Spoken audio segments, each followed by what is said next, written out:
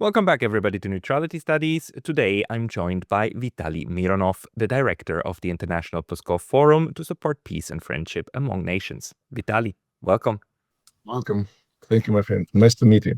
Nice meeting you too again. And we met, of course, just recently in Russia, first in Moscow and then in Pskov, where you took us to the forum. And I really wanted to do an interview with you in order to ask you about your motivations to organize what we did in Pskov, which was an academic conference on the one hand, where we talked about Russophobia and had a couple of wonderful days, actually, with very interesting conversations. And then you also added music. You had musicians from all over the world, including from Scotland and India, who did wonderful performances. Vitaly, can you give us a little bit of the background of this forum and yourself? Well, Pascal, the decision of making such a forum like in Pskov recently, it was try to manage a bridge between Russian people and people abroad, especially this difficult and dangerous time for everybody. Because as for my opinion, the normal people, I would say ordinary people, should try to be together, try to manage understanding between them, because propaganda, mainly I would say Western propaganda now do all their best to destroy this bridge, which we have for centuries, And I think it's time to create an event like Pskov in Pskov, to bring, as you said, analysts or intelligent people, artistic people, historians, philosophers from different countries, bring together in one place, in such historical and cultural place like Pskov, because it's staying exactly on the border between, let's say, Russian world and Western world. And it's exactly the proper place to meet each other and speak with each other, try to make new narratives and understanding to the people. That's why we did it. And um, actually, I do these activities during many years already.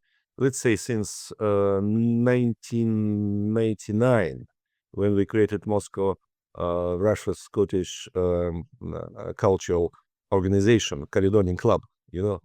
I'm by my education, I'm historian, not not a historian like you. I mean, I was a teacher of history in school many years ago, and not academic historian. I mean myself, but I'm still historian, and my interest is a history and policy, world policy, and of course, as normal Russian person, I wish all the best my country and all the best people around the world. And I say culture, it's a real bridge. Music and the scientists, it's a bridge between people. And we should keep this bridge between us. Don't give possibility to bring this world to catastrophe. No, it's very dangerous time.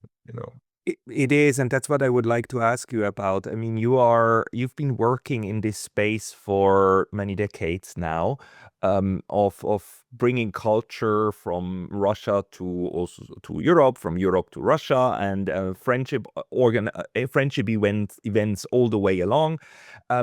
Right now in 2026, what is the mood in Russia? How do you perceive Russia, how Russia looks at Europe, or how do you and how does Russia understand Europe at the moment?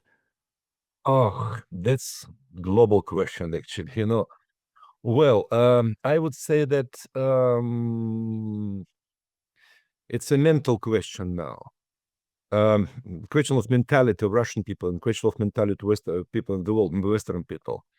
Situation, well, actually, situation changed totally, because now, from my opinion, the key to resolve the question of the understanding, it's Western world doesn't ready to understand Russia. And I would say that Western world, let's say the West, too much snobby. And the problem is West doesn't want to understand Russian interest, Russian national interest of issues of Russian people. What happened? It's a good question. We call this Russophobia right now. Yes, and situation changed totally because now it's became to be very dangerous. It can bring to all of the whole world to nuclear disaster. How can we resolve this? Hey, just a very quick note. The best way to support this channel is by signing up for my free Substack. You can also help with a paid subscription there, or you can get some of our new merch on neutralitystudies.com. Links below. See you there. Yeah, that's the question we are working on, right? How to prevent our nations from going to a large war with each other. I mean, you in Moscow, you feel that, right? You feel that we are getting closer and closer to a moment. Exactly. It's There is a phenomenon now. I would say a phenomenon which been created during the history of Russia. For example, let's say like this. Our common friend Alexander Mercuris, he mentioned in his broadcast now, we have now another Putin. We have this, yes? We have another Putin. because he changed his mind on, yeah. Yes. This is a key question because why we have now another Putin? Because we know that many years before he tried to manage this bridge, as I mentioned, between Russia and the West. And he tried to solve this question by diplomacy. Okay, now not. Now we have another Putin. Why he became to be another? From my opinion, now it's a moment when West, maybe he doesn't notice yet the situation, or maybe doesn't want to notice the situation. But now we have a situation when West has a dealing not with Putin exactly, or better to say, not exactly with Putin, but with Russian people. This is a very interesting question. With Russian people, in who I mean people, massive, and he's massive. When Russian people, first time since the end of Second World War, Russian people came to the world stage, I would say. Maybe I say not correct in English, but I hope you understand what I mean. First time since the end of Second World War. Why it's happened? It was not a question of Russian propaganda. Actually, the Western leaders explained Russian people what they want to do with Russia to disintegrate Russia. It's openly proclaimed recently, you know this, by leaders of West, and Russian people just open their eyes. You know what's happening. We have a deal. We are dealing now not just with Ukraine but with West, and this West quite aggressive to us. We know well. Speaking frankly, my friend, we were not be ready for this. Well, I can say, well, Russian people maybe not be ready for the war with Ukraine, but we be ready to resolve this question, this Ukrainian question, because it's historical question actually. It's this question has long history, and we thought it's just between us, between Russians and Ukrainians. We thought it's just between Russia and Ukraine, but obviously we recognize suddenly, quite suddenly, we recognize it's not. It's a different situation. We have now in front of us very aggressive Union West, which is very, very aggressive to us. That's exactly what we not be ready. And quite suddenly, not just step by step, we open our eyes. What's happening? It was a shock. First, it was a shock to us. I can say for myself, it was really a shock. Why? We did nothing wrong for West. We didn't nothing wrong for Great Britain, France, or Germany. It's minimum last 80 years, speaking frankly. Yeah? But what's happening? Why? Why they such strongly support the Nazis in Ukrainian Nazis Ukrainian regime? You know, in Western Ukraine, like yeah. And after that, I would say that Russian people discover very special, specific characteristic of his characteristic. I mean, I would say this phenomenon, firm will of Russian people, firm will. I hope you can understand what I mean. In Russian language, it's твердая воля. Твердая воля, it's strong will, or better to say firm will. The firm And will. this firm will, we can see this firm will occasionally during Russian history, as many once a century. You know, it happened quite often in our history. I would say that 13th century Mongol invasion. You know, we spent 200 years to resolve this problem. Another example, it's let's say 18th century, the struggling for the entrance to Baltic Sea by Peter the Great. But we started even earlier in time of Tsar Ivan the Terrible, and we spent 150 years for that. You know, another example, obviously, the Ukrainian question, obviously, when war with Poland. A good example, by the way. Do you know, my friend, how many years Russia war in the war with Poland in 17th century just to take back the left bank of Dnieper River Ukraine territory over the left bank. 29 years. 4 wars, 29 years just in 17th century, and just for the left side of Dnieper riverbank of Ukraine. This is exactly what we call firm will. So, and now, yes, sorry. Can I just ask? So you're seeing that Russia is now going into another one of these periods, and for that you thought we were in a different situation, but now it seems clear that, oh my God, we are going toward a period of firm will. I think so. It doesn't mean that we will in a long long time war with West, and I hope we will not be at all in war with West. I hope, fingers crossed. I wish it from deep of my heart, you know. But I think what I'm sure exactly that the West the West is dealing now not just with Putin. That's what I wish to explain. Not exactly with Putin.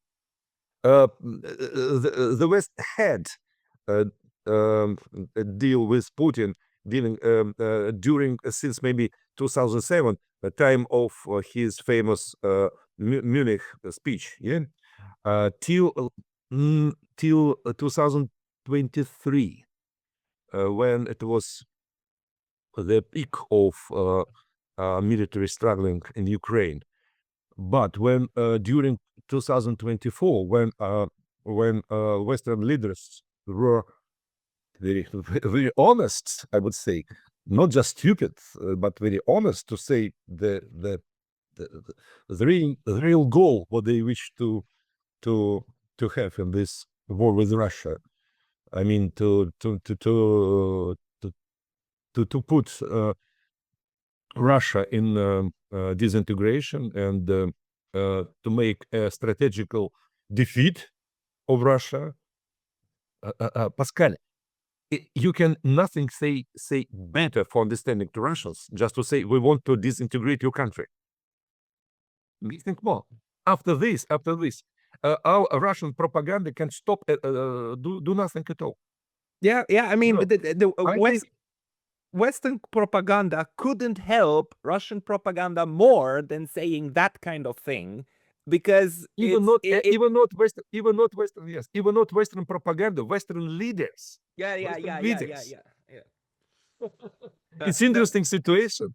No, it's quite insane, but it's very good that you're explaining that, because what, if I understand you correctly, the whole point was that Vladimir Putin, of course, was a great friend of ties with the West, a bridge maker, the first person to call George Bush Jr. after 9/11, the man who went to Germany to the Bundestag, gave a big speech, got a standing ovation, and and I suppose that you too, you were on the team of the Russians who thought that was good. Absolutely. And let's have bridge. Absolutely. Let's create bridges as much as we can. And then things went very, very bad. And 2007, the speech in Munich, and then 2008, the NATO promise to Ukraine and to Georgia. And still, the whole idea was, this is a misunderstanding. It's a misunderstanding. We need to mend the ties, right? We just need to understand each other correctly. But now it seems that you're saying Russia understands that it's not a misunderstanding. This was intentional, and it is leading to it might lead to a huge war against us. Is that the general understanding in Russia now? Yep, absolutely right words. Absolutely right words. But again, my family, as all as each family in Russia, had huge loss during Second World War, as we call here the Great Patriotic War. You know this, yeah? Yeah, yeah, yeah. And for example, just my family, we lost 8 people, 8 men from 9 who went to the war. And the only person was my granddad. He spent 4 years during the war, and he came back seriously illness, and he was dead because of that. But he said me once, when I was young boy, I was just maybe 12 years old. He said he had a conversation one of German prisoner, who prisoner of Second World War. Yeah, and those gentlemen, German soldier, he was also veteran of First World War. And he said, my dad said that German soldier said, I had a great experience to be in war with Russians and to be like a friends with Russian, because he uh, he had lots of good experience. It's strange, it sounds strange, but good experience when he was in camp, because he said many Russians gave him food, care of him, and he said it's good experience of friendship as well. And he said the main lesson what I taught in my communication with the Russians, that Russians in the same time, this is very interesting moment. At the same time, Russians could be the better friends to anybody. At the same time, the worst enemies also. Russians could be the better friends to everybody who have good feelings to them, good wishes to them, who don't want to fight with them, just to be friends. And you can't find better friends than Russians, this German soldier said. At the same time, if you're wrong with them, if you want to bring them problems or beat them or take their lands or put down their culture, like Germans did in St. Petersburg recently. I saw myself these places, which were in ruins after the Germans left this place during Second World War. And you can, in this case, you will have Russians as the worst enemies. My wish is, Pascal, I wish to be best friends to Western countries. I wish to be, as a Russian, the best friend to all other world. I don't want, honestly, to be a worst enemy. I could be, as all Russians could be, but we don't want. Honestly, this situation with Ukraine, it's terrible situation. It's terrible situation for each Russian heart. Trust me, my friend. Just trust me.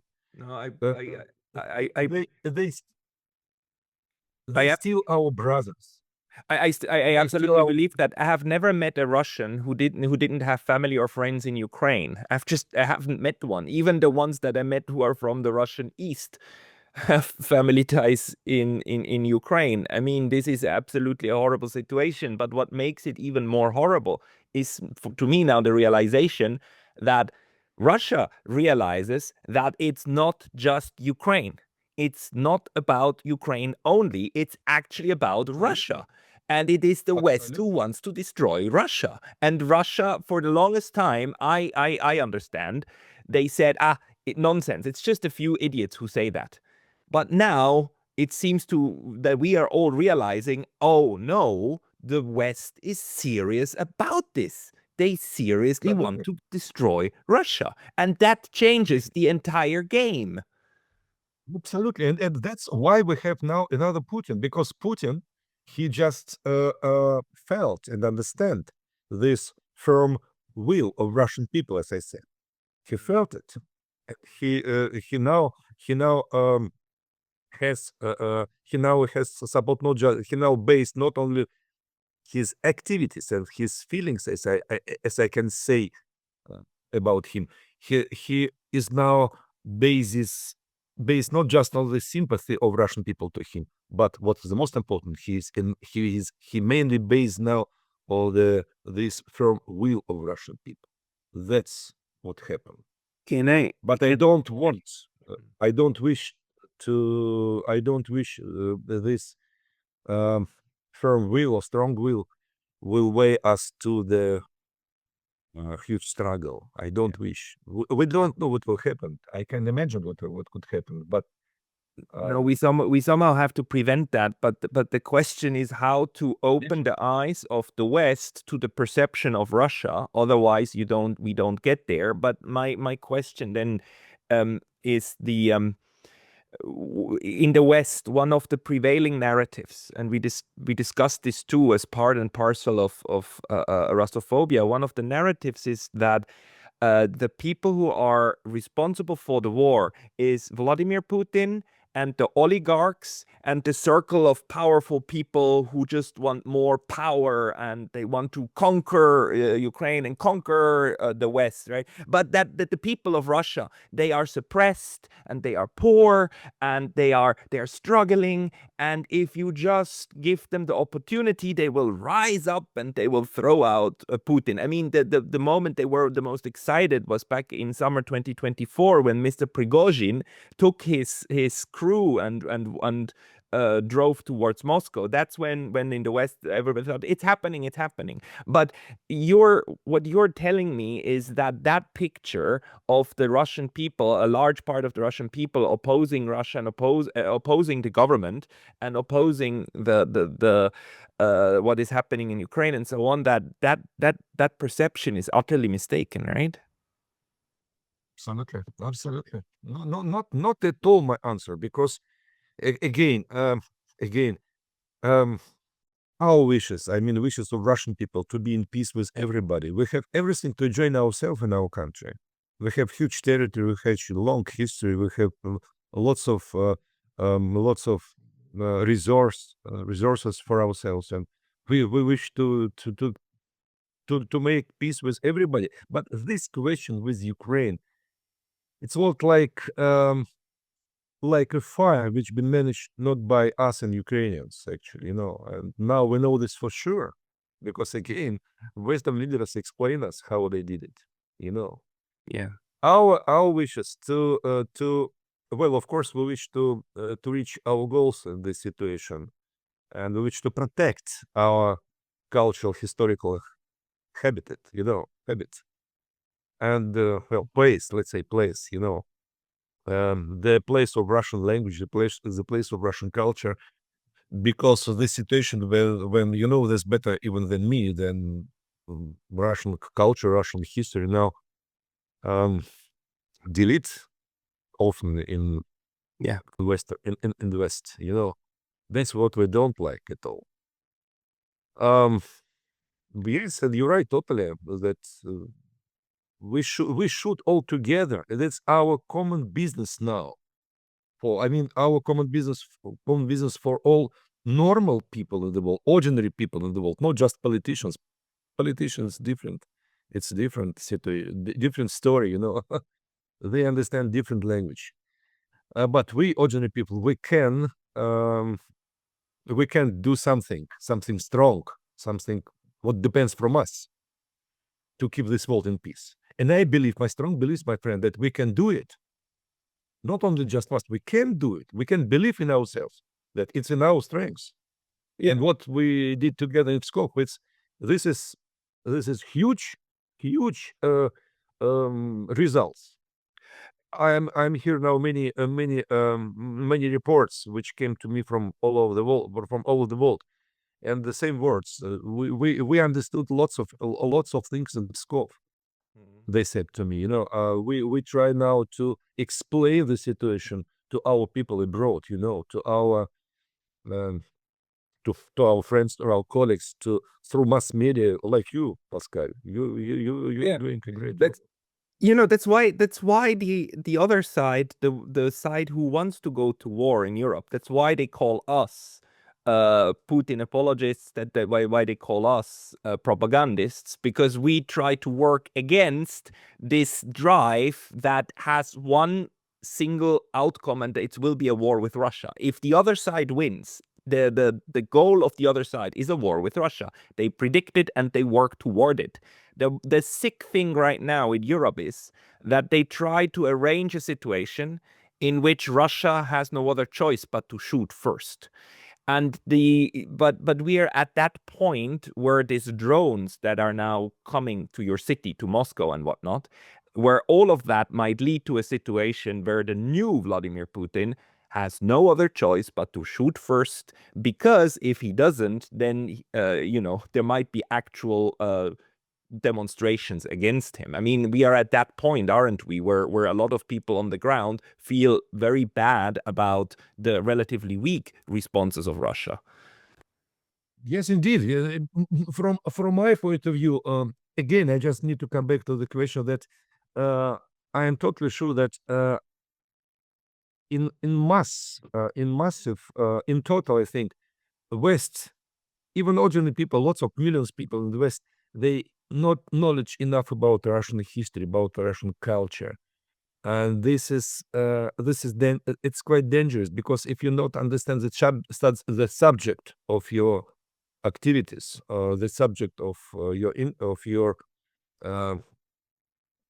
interests, if your knowledge enough, it could bring you to not only mistake but also to quite dangerous situations. What we have now, actually, what we need to do, we need to explain, to promote, to explain and try to describe the real Russian history to Western people, to real Russian way of life to Western people, to real Russian wishes, and other things what connect with Russia.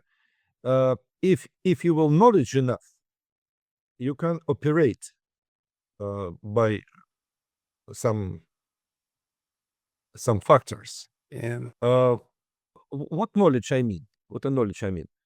For example, well, it's true that Russia uh, often, very often, their lives had war in war with different countries, mainly with Western countries, German, Poland, Sweden, France,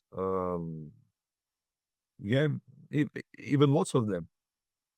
And this kept in our mind, actually. And you've been my friend recently in Pskov. Do you know that during the Livonian War in 16th century, it was a huge struggle for Pskov, which continued 1 year, when Polish army tried to occupy Pskov, and the target was Moscow, actually, but Pskov was exactly on the way to Moscow. During my student ages, the teachers explained us that it was Polish army, Polish soldiers, yeah, but they never said to us that it was actually the first ever common European invasion in Russian history, not Napoleon. In I don't remember exactly the year. 15, 60. I need to check this exactly, but you can do it yourself. And it was soldiers from all over Europe in Polish army, led by Stefan Batory, King of Poland. It was soldiers from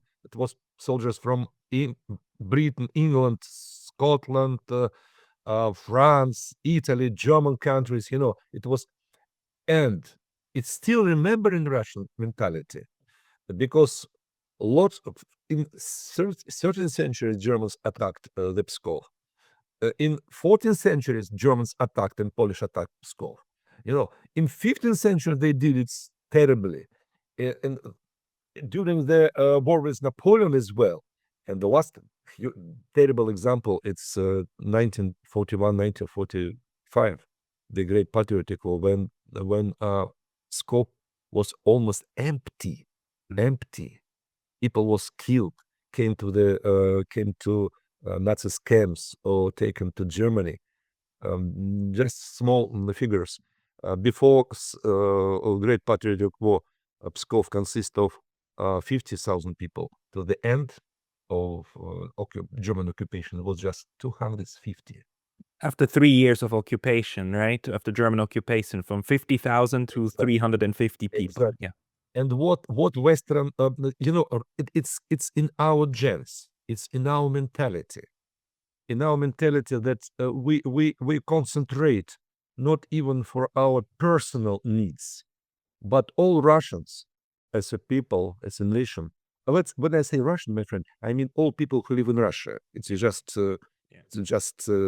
I call not exactly Russians by nation, but I mean all Russian people. I mean Tatars, Bashkirs, Jewish, all other people who live in Russia. It's more than 150 nations live in Russia. But I mean just common phrase to Russians. Okay? But I hope you understand what I mean. So it's in our genes. It's in our mentality that we concentrate not just on our personal needs, everyday needs, I mean, our social problems. It doesn't matter for us when firm will started, opened in us. For us, it's nothing.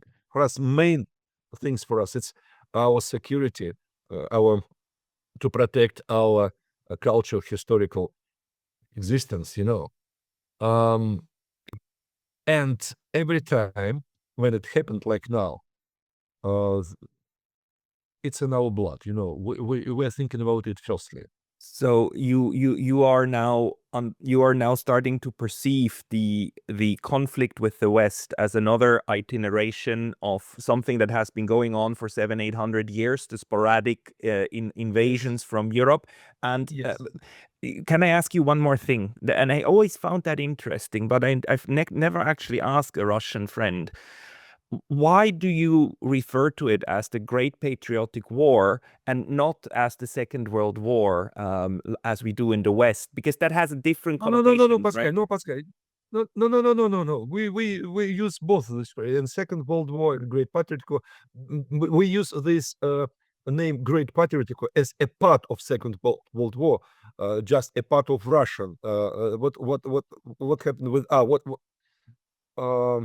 what took place with our country as part of Second World War? No, we still use this phrase as well, Second World War. Okay, that's good to know. But the connotation to a Russian when you speak about the Great Patriotic War, then it's all about the Western theater, right? It's about what happened around Pskov. It's what happened on these lands. I mean, you took me, just as an information, you took us by bus 14 hours from Moscow to Pskov. Pskov is all right next to Estonia, right at the border. And on this entire stretch of land, there's every 20 kilometers, there's a big monument for war memorials. We saw a huge one. I forgot the name, but it's huge one with a very bad soldier. Yep. In town of Rzhev. It was a massacre in Rzhev. It was like Russian Verdun during war. And it's a huge plain, right, surrounded by forest, and there was a massive battle. You told us up to 1 million dead soldiers on both sides and everything after the weeks when this was all over and everything was drenched in blood. And this kind of memory, that's to you, that's to Russians, the Great Patriotic War, right? A land war of incredible cruelty with incredible numbers of dead everywhere between Moscow and Ukraine, right? And further. Exactly. That's what I try to explain. That as all Russian families, my family lost 80 people, and it's for us, it's memory what we can't forget, what we can't forget at all. And just West can't understand this because they can. The West even doesn't imagine what does mean to lose 27 million people. Yeah. It's not possible even to imagine. Yeah, and we must repeat, Question. 7 Question. million But soldiers, 20 million civilians of the Soviet Union. looks like that, but in total 27 million people we lost, and the West can't even imagine how it's and I can understand it's really almost impossible to imagine. Even we cannot imagine, but we felt it in our blood. And if West wasn't so snobby like it is, if West tried to understand, tried to feel, just to feel us, uh, we we will have not such lots of problems like we have now. This ignorance of West, this how would say arrogant behavior of West brings the problem because they don't even try to understand Russians. And But that's what we need to do if the West wish to be in peace with Russia. It's what they need to do. They need to understand. They must understand. That's what we try to do now. We try to bring West to understanding of us. yeah, but maybe even better than understanding is what the word you used before, feeling, like feel the other one. That's what I mean. Yeah. Because the problem many times.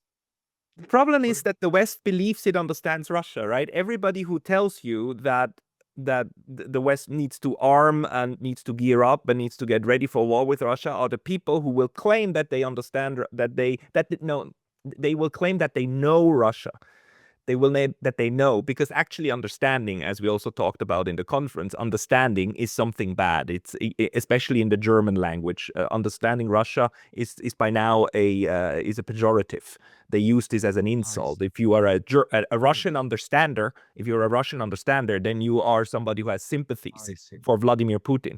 But those people who are so ignorant and think that they know Russia, what they obviously don't have is a feeling for Russia. And that's what you think that we need to work on, right? To create feeling for what it looks like to the other one, to be the other.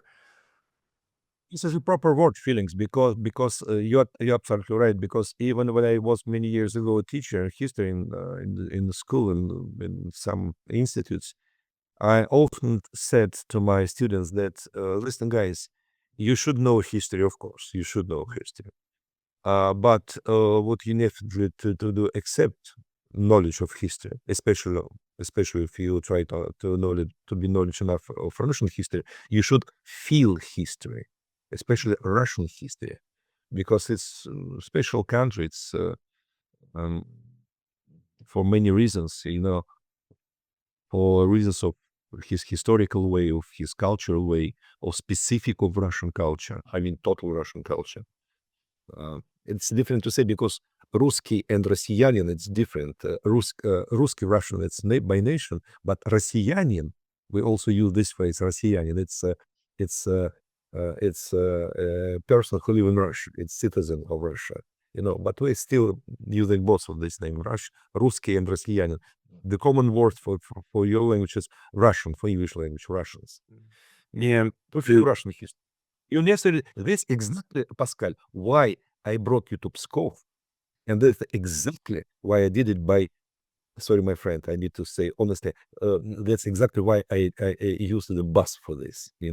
I wanted you to see these monuments. I wanted you to feel this territory, to feel this huge image of these places, to see some people through the windows, to stop somewhere, to negotiate with somebody in small places, in cafes, in restaurants, on the road, on the bus, I wanted to give you possibility before we meet together in Pskov. I wanted to give you, not only you, but all of you, possibility to to meet each other, to introduce to each other, and to speak with each other before the conference will start in Pskov.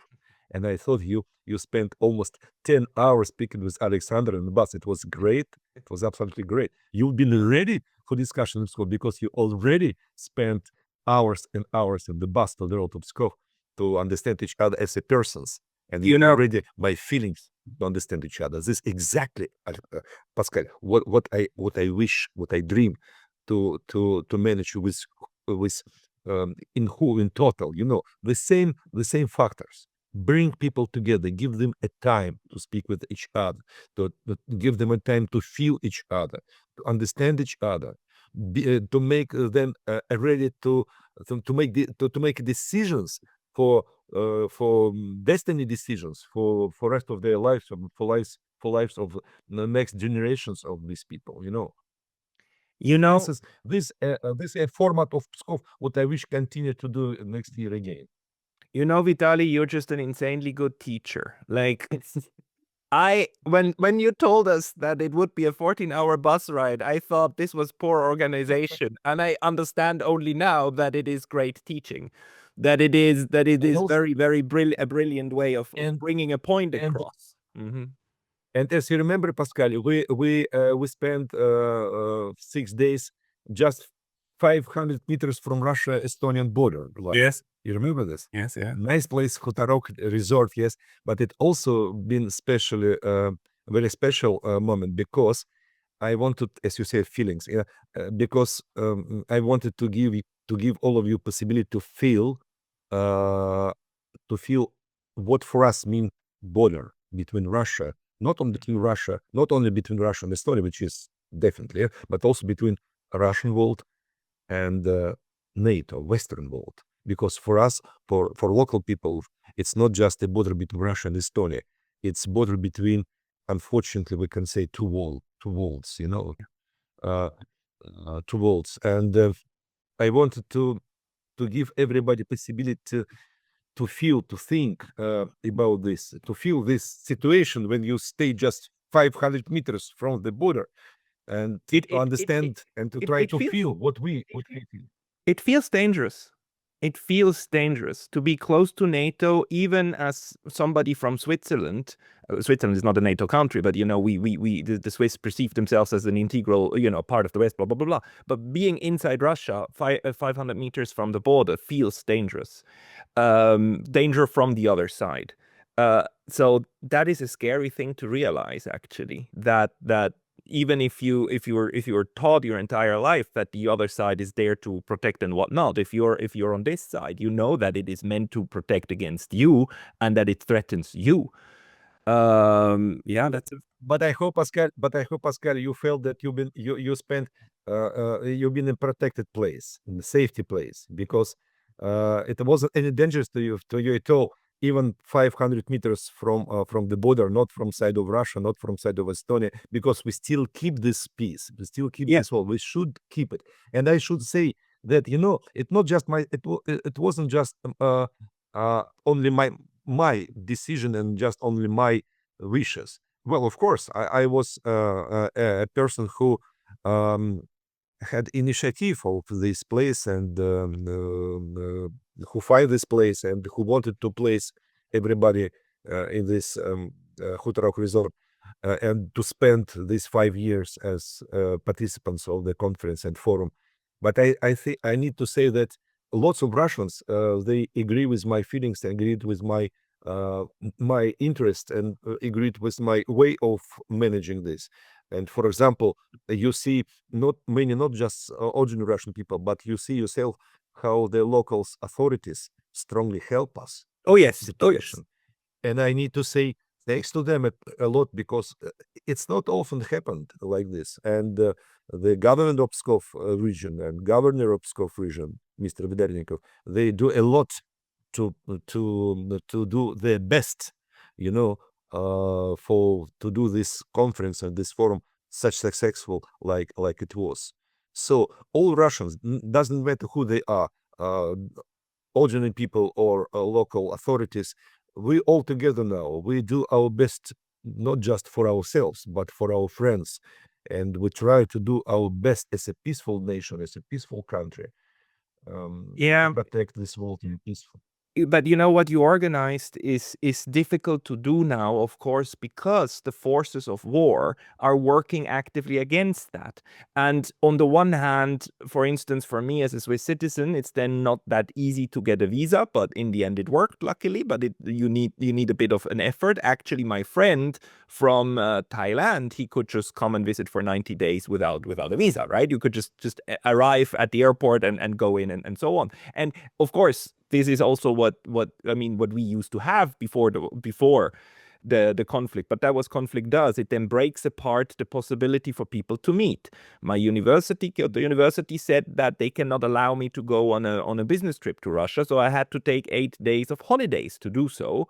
But that's not because they don't like Russia. It's because actually the Japanese Ministry of Foreign Affairs put Russia on a do not travel list, as in it's dangerous for safety purposes. And I actually understand that. I understand that the university will defer to the ministry and say like, no, if the ministry puts a place on a do not travel list, then we have a responsibility toward our employees, right?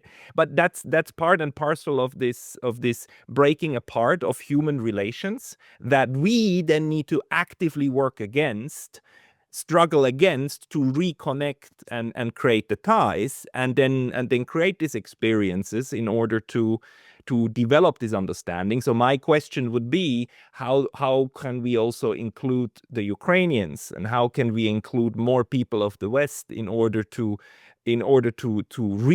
grow back together was what has been already blown apart now through many years of very painful struggle.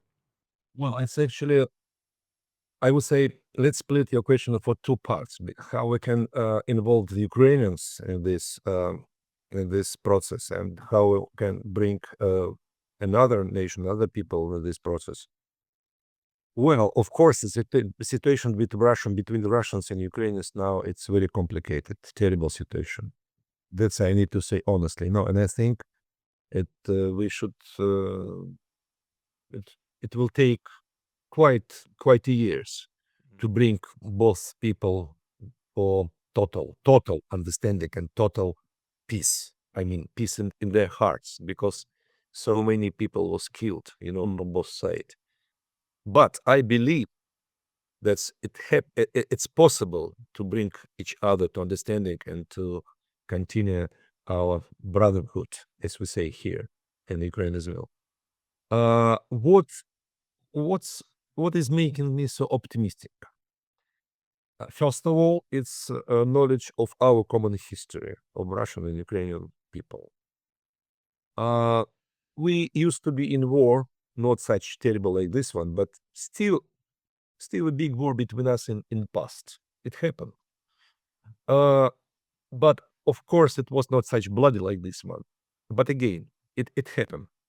And every time after that, after years and years, we again be in peace with each other and friendly to each other. So it's historically possible, I would say. Secondly, I keep optimism because the culture of both people, it's very close to each other. It's common, it's even almost common culture, I would say. Of course, there is little differences between Ukrainian and Russian languages, but most of Ukrainians, they know Russian language, and what is phenomenally, they still use Russian language. They still use, and as you know, Zelensky, he tried now to protect Ukrainian language. Some strange and stupid decisions to delete Russian language, to stop use Russian language even in public places, which is crazy. And it's not work. It not works. It doesn't work. It doesn't work. Ukraine in the on territory of Ukraine. So culturally, it's possible as well. Thirdly, I would say that practically, in practical life, in everyday life, when a war will stop, it will happen for sure. One of the day the war will stop.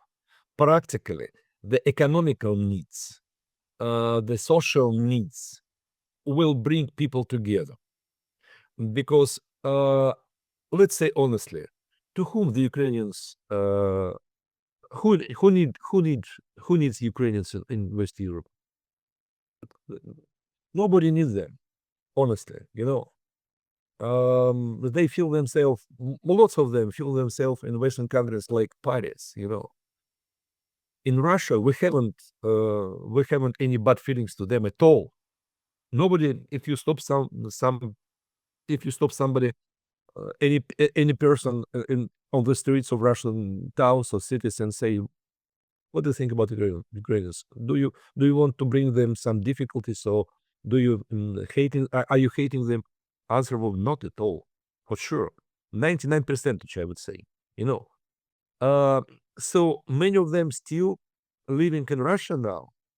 More than 4 millions immigrated from Ukraine since this war started, special military operation started. Almost 4 millions people immigrated to Russia, you know. Not just people who live in Donbass, but I need really immigrated. Nobody can say exactly, but the statistics say Yeah, 3 million and a half. the numbers of the United Nations Refugee Committee, the official numbers of theirs are about 3.5 million. So that's more or less that. It's the largest number of Ukrainian refugees to any single country, more than to Germany, more than to Britain, more than to Poland.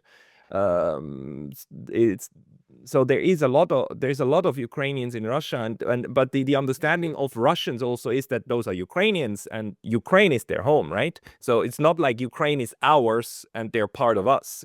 That's not the understanding, right? Exactly. And what also very important, that as I said, mental thing, which is very important, because almost 1,000, well, more than 1,000 years of common history, of common historical experience, this is much more, it brings more positive things and thoughts other than this 4 years of fighting. So that's answer for myself why I strongly believe, of course not soon, but after years and years, maybe 10, 15, even 20 years, maybe even after one generation, the Russian people and Ukrainian people will be again in peace to each other. We will find ourselves how we will manage this. We will find way and roads how we can dealing with each other. Trust me, my friend. We can do it, and we will do it. The only what we need, don't uh, don't make us problems for this. Don't try to stop this, because what West doing now with Ukraine, it's terrible. It's absolutely horrible. They just use Ukraine and Ukrainian people to reach their strategical, geopolitical goals, you know, and Ukrainian people using as just like how to say wooden for this fire, you know. Yes. And Yes. it's terrible, absolutely. The wood for the fire of war of Yes. and you know me, right? My analysis is also just like Chas Freeman and many other Western analysts, that the West is fighting to the last Ukrainian. The issue is now that we are getting close to the last Ukrainian, and it seems that we are at the verge where we start then fighting to the last European. And what we have to hope and work toward is that it doesn't get there, because it must at some point become clear to Europe that only friendship with Russia has a future and the rest is death and destruction and despair. That's what I said. West, I hope West will understand that Russians could be not just worst enemies, but also to be great friends. You know, that's what we have. That's what we try to show with this Pskov Forum as well. Except hundreds and hundreds and other examples during my personal activities. You know, I try to do, my friend, just what I personally can do. And I think if everybody, like you as well, will try to do what you can to do, all together by common strengths, we can reach this great result.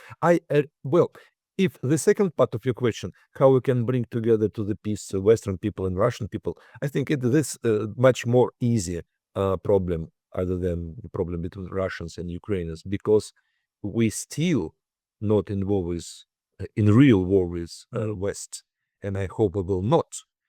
We will not involve with West, and West we will not involve with Russia, which has been terrible catastrophe, and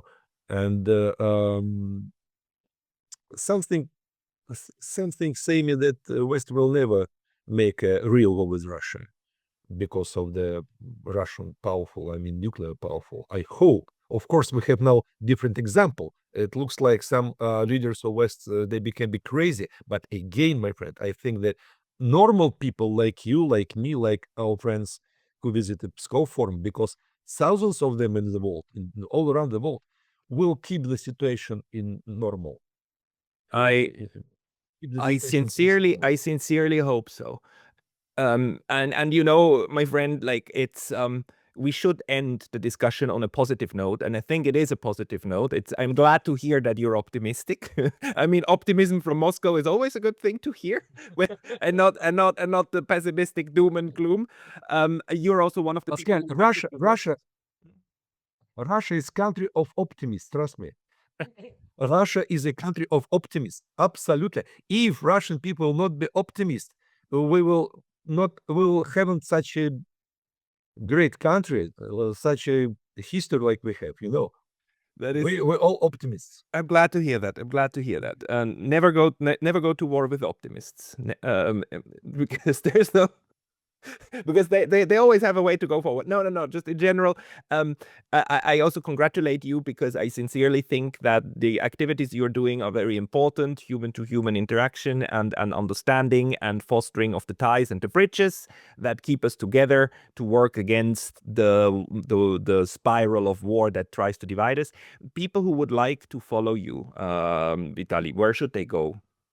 Do you have do you have a place where you publish the results of the conferences? Is there a place online where people can find your work, or some can follow you? Yes, definitely. First of all, we have lots of remarks and notice in Russian mass media, in foreign, by the way, mass media, like never before. This time we have our project Pskov Forum already third year. But it was the first time after this forum we had huge remarks in Western and world media. I am receiving now each day reports from different countries. Yesterday, for example, I received a nice radio program from Czech Republic. Before that, I've got the great article was been published in one of Canadian magazine from Yakov Rabkin. Before that, I saw myself, and I kept it broadcasts from Alexander, from Richard.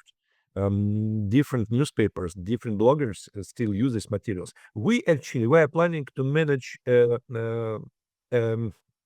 brochure of all speeches, of all presentation. What did you yourself and your colleagues on our Pskov conference, and I hope we can do it to the end of this year. Of course, I already gave some interviews in Russia, and I probably will give some interviews. So people around Russia knowledge enough about what happened, and now what I'm absolutely happy that lots of people abroad realized what's happened in Pskov recently. So I'm really satisfied. And thank you, my friend, very much for everything. First of all, thank you for coming and to take part in our forum. And I hope you will come again and again, because we really wish to continue Pskov Forum, and maybe to continue do it not just only in Pskov, but also using in other great places in Russia, like Smolensk, for example, like Kaluga, where I'll go next week to discuss the next project with local authorities. So, as I said, I'm optimistic, and I wish to be optimistic, keep optimism all around the world, because in question war of peace will peace will definitely win in this struggle between our peace. Peace at the end for everybody and for sure. It must win, and we must have more of these forums. We need to have them all around the world, and they need to center around the question of how to create peace and not how to prepare for war, because if we do so, then we will go to war. So, Vitaly, with this Struggle for peace. Yeah. struggle for peace, how to struggle for peace, conferences all around the world. Vitaly Excellent. Mironov, thank you so much for your time today. Thank you so much.